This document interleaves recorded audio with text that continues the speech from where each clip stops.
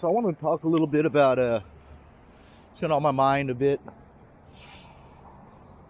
about these two shirts that my mother, one she sent me, she mailed me, and one she brought to me when she visited. The last visit, the very bad visit. But I mean, now it becomes more obvious what was going on, but back then it wasn't. Actually, I thought that my mom and my dad were starting to go senile or something. Anyway, let me get off that. Let me get back to these shirts. So I got a shirt in the mail from my mom, and when I opened it up, it was as if I'd been kicked in the chest. This shirt calling me a troublemaker, and it's had Japanese and English. It was Urusai troublemaker, which is, Urusai means to quit, like stop doing something. And she's made a really big deal about it, but I think that isn't the big deal shirt. I think it's the shirt that she brought me that had Japanese on the front and the back. She gave me a description of what it was supposed to have said, but I double checked it with somebody else, and they said it doesn't say what she said it says. But she says that it says, "Follow me, I know where I'm going," or something to that effect. Now, considering everything that's going on now, what this "follow me" shirt thing, I thought she said that wear it, it's like means you're a leader. But I had already been talking to my mom and my dad about this crazy email. I got an email that I had intrusions into all of my electronics. There was an email that supposedly I'd been kidnapped, asking people for money, that I was in the Philippines jungle, and that I've been kidnapped. And I remember sending out a reply to everybody: "I have not been kidnapped. Please don't send any money to anybody." And I think that's probably how everybody got, how the email addresses to all my people got infiltrated, I guess, taken, and probably how this false narrative information act pretty much occurred.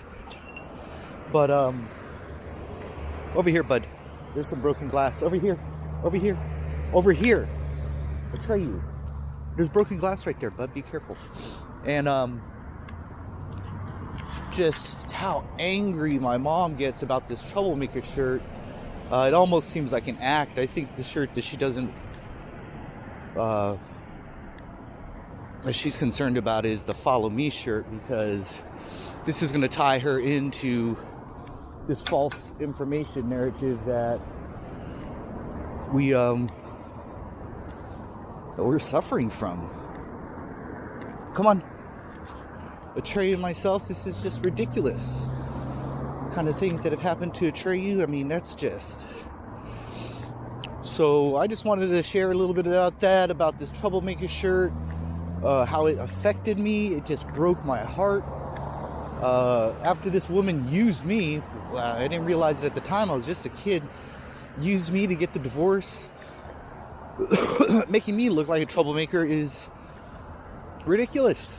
Once again, this troublemaker thing, trying to say that I made, like I was the one who divorced the parents. Like, well, I don't get it. But I've never been known to be a troublemaker. But what I am known for is, if you're lying to me, or if you are not being completely honest with me, well, I'm not going to be with you either. Of course I am with my mom and my dad to some degree, but I mean, I thought they were going crazy. Now it's becoming obvious that they were just up to weaving a bunch of lies. Very strange. But the troublemaker shirt, I don't think, is the actual focus, even though I'm not a troublemaker, and that's how I was being treated by the police in Monterey, as if I had been doing something. But if you know the story about the 41st Avenue Safeway, you'll know that there's these provoked situations, just like the Starbucks in Sand City and what happened there, almost getting tased because somebody came and kicked the door while I was sitting on the pot. I didn't do anything. I was in the bathroom. But somebody had come and kicked the door once real violently, and manager came out and called the cops, and they were gonna tase me. I'm like, dude, I just came in to get a coffee. I'd actually bought a coffee. So anyway, there's a lot of all that craziness, and of course it really how it is that all this extraneous misinformation, stuff that's not even true, how it is that that ended up pushing the law enforcement to act the way they're acting now is very, very interesting. But the fact that they're not going to let me get a lawyer to get legal help or to speak to the press is super, super scary. So I'm working hard to try to get to that. Y'all have a nice day. It should be a beautiful Saturday.